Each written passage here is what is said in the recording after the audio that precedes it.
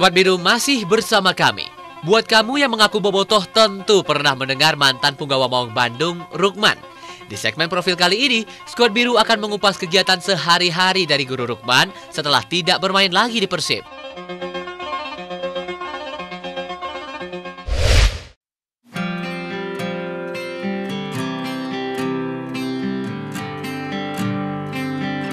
Guru Rukman, pria asal Garut yang lahir 80 tahun lalu ini masih begitu antusias menceritakan sejarah biru yang dialami beliau di era 1950 sampai 1970-an.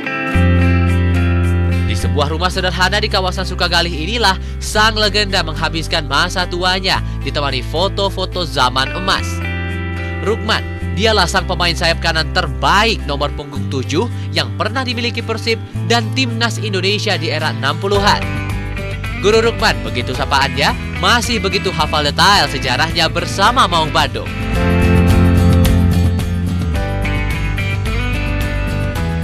Tahun 57 saya dipanggil Persib Junior. Tahun 57. Kemudian tahun 58 saya dipanggil Persib Semi Senior.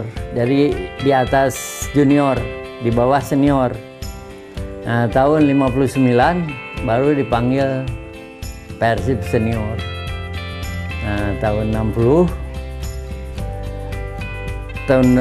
menjadi inti pemain Persib. Nah, 61 saya dipanggil tim nasional PSSI.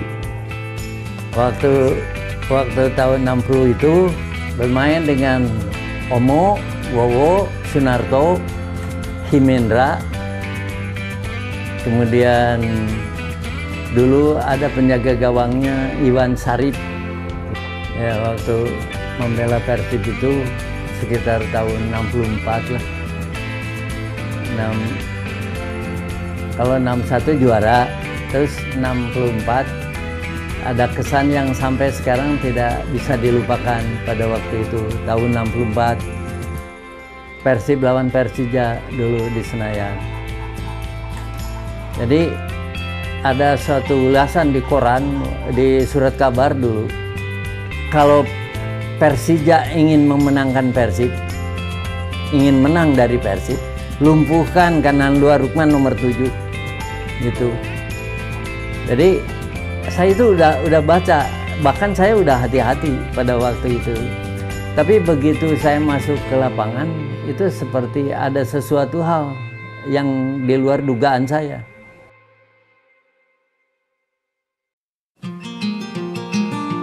Laga melawan Persija Jakarta di era 60-an menjadi memori kelam bagi Guru Rukman.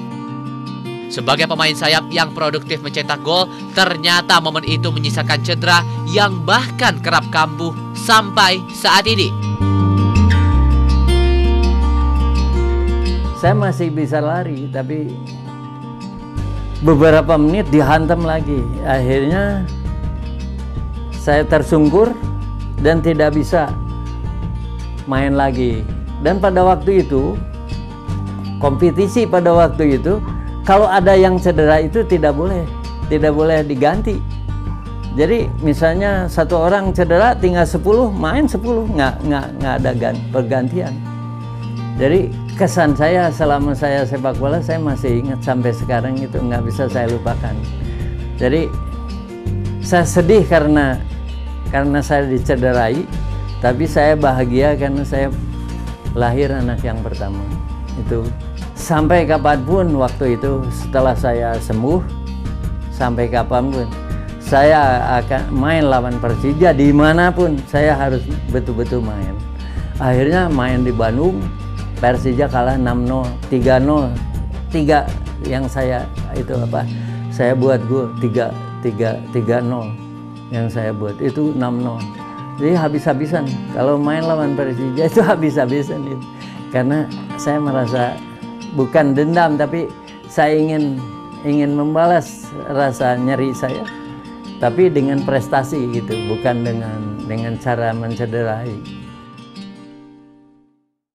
Pada eranya sepak bola bukan hanya sebuah olahraga, banyak kepentingan di dalamnya. Intrik politik semasa situasi kisruh negara ikut memanaskan arena sepak bola.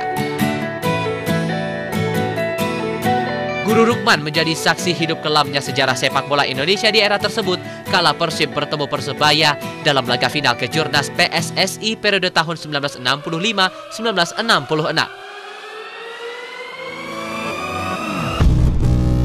Nggak tahu gimana asalnya, tiba-tiba kita main dari sana kasar, kita lawan gini, akhirnya kasar dua-duanya. Itu berkelahi itu tidak satu kali, terus-terusan berkelahi. Berhenti sebentar, berkelahi lagi, berhenti sebentar, berkelahi lagi, sampai seperti itu. Yang akhirnya banyak yang cedera.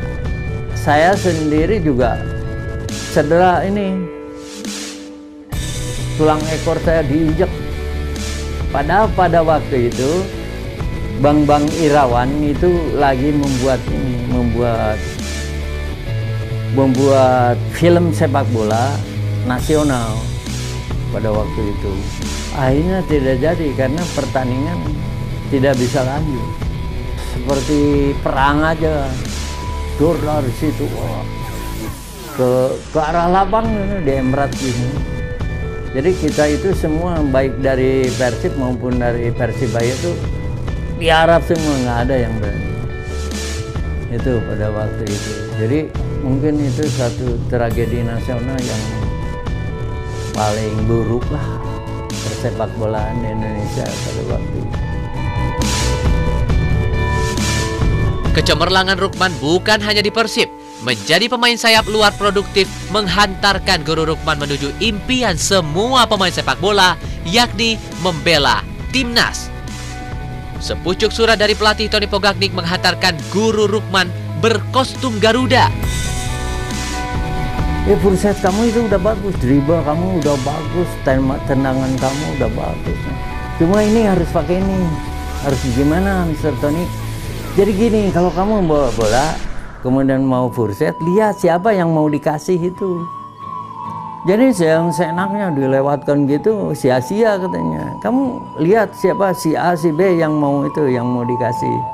Jadi pakai perhitungan feeling katanya. Nah, saya sering dilatih gitu sama Tony itu. Akhirnya Tony tertarik oleh saya itu.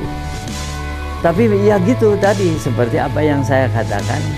Kalau pemain yang sering dimarahi oleh Tony itu paling disukai. Akhirnya tercurah waktu itu. Kamu berani main sekarang? Dia ditanya tuh. Kamu berani main? Berani. Saya nggak pernah menyerah. Gitu.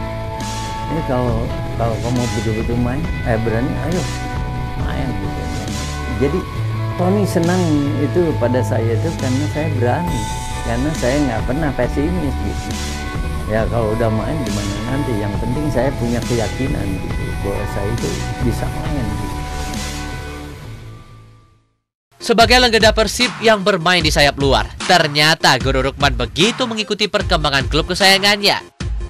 Kini sebuah wejangan untuk pemain muda di sektor sayap ia lontarkan kepada sosok The Wonderkid 19, Febri Haryadi. Dan saya sarankan kepada Febri itu pemainnya bagus. Ya punya tenaga, potensi lah, bagus. Cuma saya sarankan kepada Febri harus pintar mengatur permainan dirinya sendiri. Jadi kapan harus lari, kapan harus pelan, kapan harus jalan, kapan harus memancing lawan gitu. Jangan terus-terusan. Nanti Febri itu dihafal oleh backnya yang menjaganya. Sehingga suatu saat Febri bisa aja dicederai oleh lawan itu. Saya lihat, aduh kasihan kalau begini. Jadi saya sarankan ke Febri harus pintar mengatur permainan sendiri. Sayang kalau Persi di tengah-tengah cedera gitu. Ya karena apa? Karena saya mengalami hal seperti itu deh. Mengalami pemain wing sama-sama wing, ya gitu. Sering saya dicederai gitu. Udah lewat dimakan aja sama backnya gitu. Nah akhirnya setelah lama, oh iya saya teh harus begini gitu. Saya kadang-kadang ke belakang dulu itu, ke belakang. Terus si backnya lengah, tahu-tahu gitu. Lagi lengah, lewat bola masuk gitu. Sang legenda memang tak bisa lepas dari Persib. Ia masih begitu bersemangat mengikuti perjalanan Maung Bandung di Liga 1 2018, termasuk laga pembuka Persib saat menjamu PS Tira. Nah, kemudian itu untuk pemain depannya, untuk pemain depan harus tenang dan percaya diri. Dan harus ada pemain yang naluri golnya hebat. Itu. Kemudian pemain tengah harus ada dirijen yang mengatur irama, irama permainan. Kemudian pemain belakang itu harus jangan lengah lah. Jangan lengah. Kemarin lengah itu, pemain belakang itu lengah. Sehingga pada menit-menit terakhir itu kebobolan karena lengah itu. Jadi kalau menurut saya kemarin penguasaan bolanya lebih bagus mereka. Setengah main saya lihat 56% penguasaan bolanya, kita cuma 44%. Nah itu mudah-mudahan lah adanya pertandingan kemarin itu bisa diambil hikmahnya, diambil pelajaran. Jadi untuk pertandingan yang akan datang kita akan lebih baik lagi itunya. Sejarah telah mencatat seorang putra daerah asli Garut bernomor punggung 7 yang telah membawa harum nama Persib dan Sang Merah Putih di eranya. Seorang sayap luar yang pemberani dan selalu berharap untuk kejayaan bendera yang dibelanya, termasuk Persib. Kalau Persib menang, wah Pak Lukman Persib menang deh. Tapi kalau kalah di jalan itu, Persib apa itu? Saya yang dimarahin, saya yang tegurnya. Itu makanya saya sering ke pelatih zaman Jajang dulu, saya sering memberi, Jang, kudu kieu tuh Jang, kayak gitu. Saya itu nggak bisa ya meninggalkan Persib atau melupakan Persib, nggak bisa. Jadi tetap ya mudah-mudahan lah. Artinya Persib untuk tahun ini bisa bicara lah, bisa bicara hanya karena Persib berhasil ya saya juga merasa bangga gitu. Itu jadi Persib ya merupakan kebanggaan buat saya sendiri. Menjadi legenda memang tak cukup dengan prestasi dan catatan positif bagi seorang pemain sepak bola. Namun dedikasi tinggi bagi nama besar yang pernah dibela di lapangan hingga tak berseragam resmi lagi, itulah yang menjadi sosok Rukman, sang guru, menjadi kisah yang tak terlupakan bagi Maung Bandung. Terima kasih banyak sang guru, jayalah selalu Persibku. Selanjutnya kami ajak Anda melihat pabrik bola di Majalengka yang dipesan untuk Piala Dunia di Rusia nanti. Selengkapnya usai jeda, tetap di Squad Biru.